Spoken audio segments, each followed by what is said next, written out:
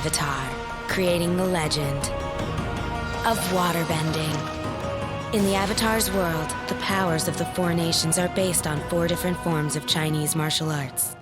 The waterbenders, we more or less matched them to the style of Tai Chi.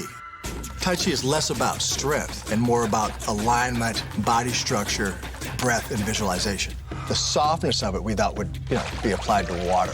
We tried to bring it to life with Katara, and there's some really cool stuff coming up with her. Katara uses water like a whip. She brings it in and then she shoots it out. In waterbending and in Tai Chi, softness and breath can be more powerful than hard aggression. Like this?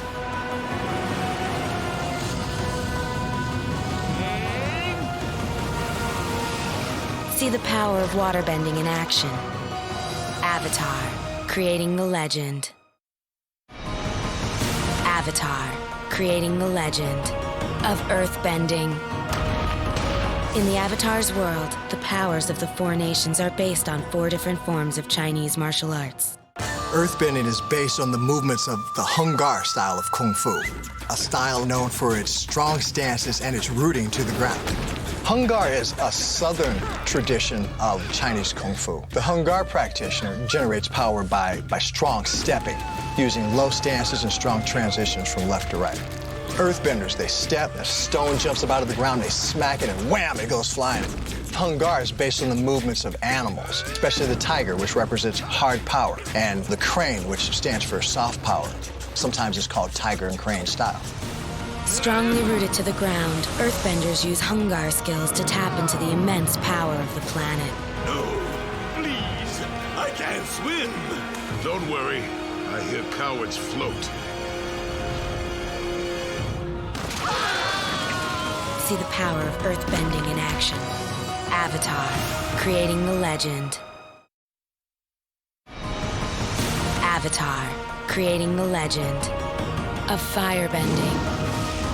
In the Avatar's world, the powers of the four nations are based on four different forms of Chinese martial arts. The firebenders are steeped in my preferred style, Northern Shaolin Kung Fu.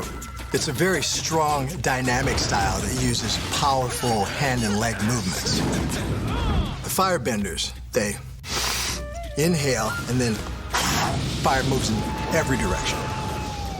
The northern styles of Kung Fu generally emphasize long-range techniques, wide stances, quick advances and retreats, kicking and leaping techniques, whirling circular blocks, quickness, agility, and aggressive attacks. Many styles of martial arts can trace their origins back to Northern Shaolin.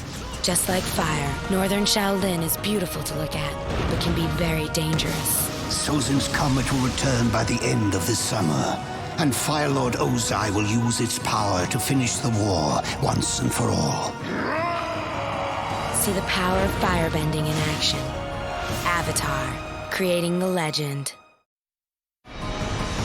Avatar, creating the legend of airbending. In the Avatar's world, the powers of the four nations are based on four different forms of Chinese martial arts. The airbenders are using a style called bagua, or circle walking.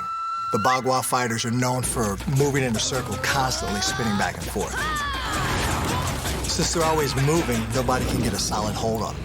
The idea in combat is that the bagua practitioner can get behind you and put his hand on your spine, and then you can't turn to face him.